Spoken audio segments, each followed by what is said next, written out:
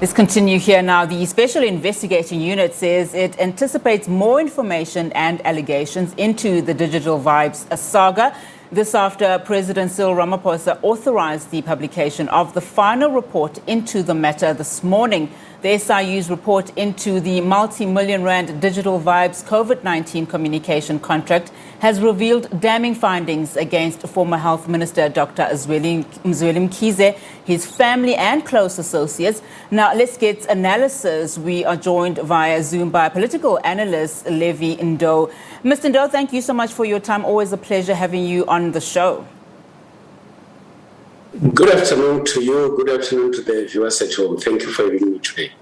Levi, the report is now out.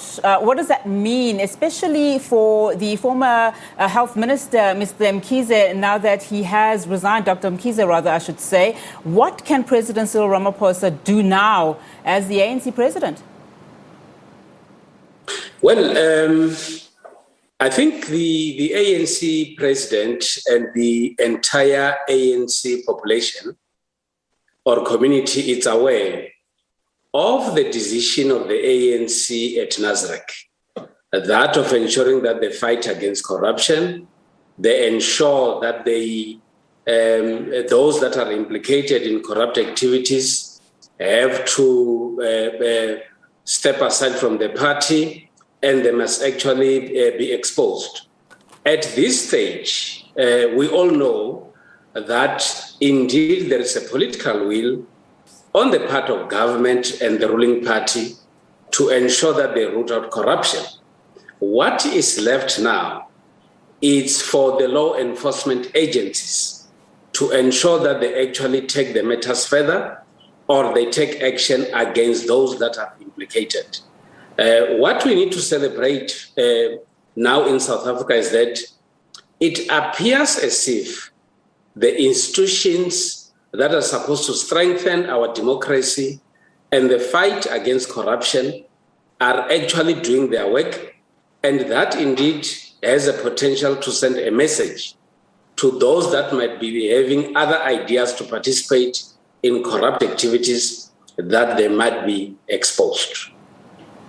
Now, I know that you're saying there is political will, but we know from this report that only one official, really, Dr. Anban Pillay, the report suggests that as the acting Director General of Health, that he should be criminally prosecuted for financial misconduct in relation to the Public Finance Management Act. We know that it's also made some damning allegations, against Dr. Mkhize. But, I mean, is this, strong undertaking that we will, in fact, see the NPA further investigate this matter? Because, time and time again, we find ourselves where political figures and people in influential power, as Dr. Mkhize was, especially at a time where the department was front and center in fighting COVID-19, where he was entrusted to make sure that the country fights the pandemic and gets out of it as quickly as possible. But yet again, he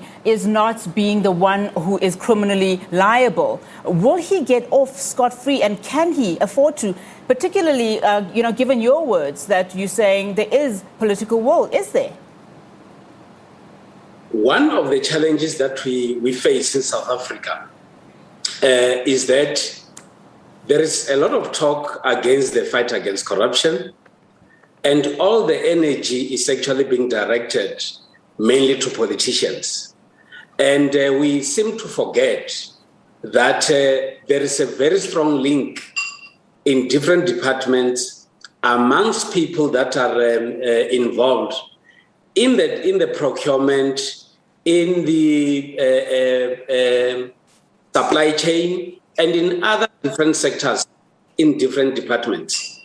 And also at the same time, you also have ministers or politicians who also would love to get involved on matters of operations. And in this case, it has become actually clear that former Minister Mkhize seemed to have influenced matters that he wasn't supposed to have participated.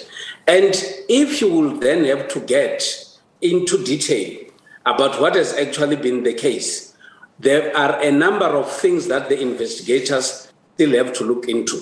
But the President of the Republic has been assisted by the minister himself, because before even the report was released, the minister himself has actually decided to resign. What I would expect is that with this kind of information at our disposal, those that are entrusted with the responsibility to ensure that there is justice, to ensure that corruption is prevented from happening, they should actually do their work now and ensure that all those that are linked to this activity are actually brought to book. And I think that is the only way that the ordinary citizens will start having confidence in the institutions that are created to help us in the country. Speaking about institutions and, finding people being arrested ultimately for the crimes that they've committed, another point I'd like to bring in is just your reaction on the Commission of Inquiry into State Capture being granted another 3-month extension to complete its work. I mean, there's no doubt that the Commission has done some valuable work, but what does this mean? Another 3-month extension. Will we possibly ever see that report? Also, people questioning the timing of this extension being asked. Well, I think it depends on where one stands. The Commission has been sitting for the past 3 years, and in all fairness, everybody would expect the Commission to present a report and the recommendations that are credible. They should get sufficient time to ensure that they put all the information that they got together, so that when they present the report, it should actually have all the necessary ingredients of a report. So it will not be fair not to grant an extension to the Commission that has actually done a lot of work, and especially looking at the kind of the job that the Commission was actually entrusted to deal with. I would actually be excited to say we can still be able to wait for 3 months so that we actually get exactly what we need. Also, at the same time, I think some might be worried to say there seem to have been certain people who are saying that we still need to add some few information at the Commission. And I think in the best interest of justice and fairness, maybe Deputy Justice Zondo can still grant these few individuals an opportunity to present whatever they have, so that at the end of the day, we have a credible, reliable, and complete report from the Commission. I think a lot of people would not agree with you, Levi, there, because this comes at a cost of millions of rands. They'd probably agree with you on the fact that, yes, we do need this report to come out, and we probably need it to come out at a point where we will definitely see those prosecutions, come to fruition. But this has cost South Africa so much money and so much time. It's close to R1 billion, something that was really budgeted at a far less of an amount. And the question really is then, about, just the context in which the country finds itself in. Can we afford another 3 months? Yes, of course we can afford a report that will eventually see people behind bars, but can we afford this? Well, it actually depends on how serious we were in the fight against corruption and the reasons behind the establishment of the Commission. The Commission has already spent R1 billion, and do we then have to throw away R1 billion because we cannot wait for 3 months? And I think, in my view, that's why we need to weigh what then would be in the interest of all of us. And in my view, if you have already spent R1 billion, you will still have to say, I can afford just these 3 months so that I get exactly what I actually wanted from the Commission. Indeed, there has been a lot of applications for the postponement of the Commission, which has always been granted. But in my view, these are the last stages of the Commission, and 3 months, I would think that we can still be able to wait and then get exactly what the Commission was doing at the end of the day. All right.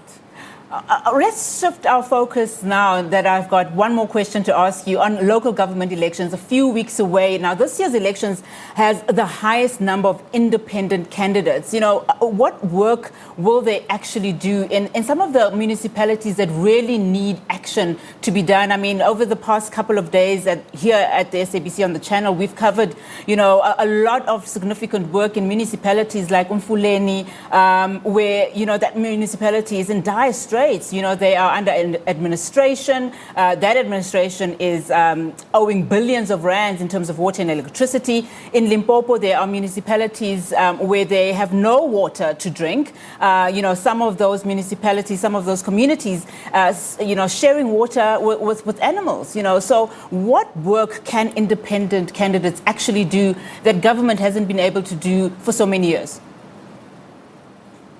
Unati, I think in South Africa we are quite lucky in the sense that our electoral system would then also allow for independent candidates to stand as candidates and make a difference.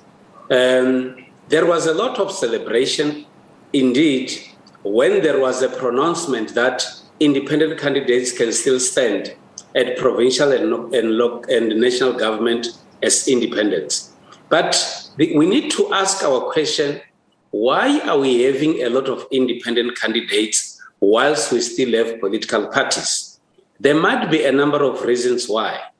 Maybe these individuals are not part of political parties, or they've tried their best to be in different political parties and they could not get through because of the processes that will take place in different political parties. And of course, when a person has sufficient support from the community and it's known to work for the communities, obviously, communities would actually vote for that person to make a difference. There are also advantages and disadvantages of having an independent candidate. For an example, this person might not be able to enjoy a lot of support on the views that he or she would present at council level. And that will create a situation where this individual would on numerous occasions get isolated when certain decisions are supposed to be taken at council. But if you look at it on the other hand, this person as an independent candidate can be able to go out to the communities, express the view of the communities at council, go back and report back to the communities without any form of red tapes. Remember, those that are sent by different political parties, there are a number of processes that they need to follow before they do a lot of things, especially when it comes to voting, when it comes to certain decisions that are supposed to be taken at council. An independent candidate would actually look at what is possible, what is in the best interest of the communities, and that person will actually flow with what is right and not do what is wrong for his communities. So it depends on where we stand. But our democracy allows for independent candidates, and maybe it is time to have a good experience on what independent candidates can bring in our democracy. Levi Ndou, thank you so much for your time this afternoon.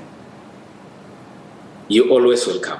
Political analyst Levi Ndou, they're just commenting about some of our top leading stories here on the channel.